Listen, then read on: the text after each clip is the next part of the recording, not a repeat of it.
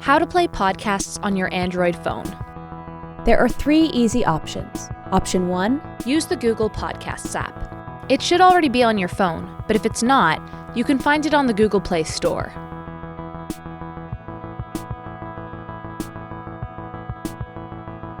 Find some podcasts.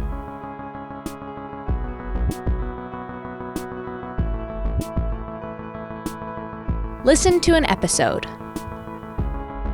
But Toronto wasn't always known as... Subscribe to shows you like. The land Toronto sits on is thousands of years old, and... Google Podcasts streams by default. But if you'd like to save your data, you can download individual episodes to your phone and play them later. Just select the episode and hit the download button. You can see all the episodes you've downloaded when you open the app under Downloads. Option 2, Find a podcast with Google Search.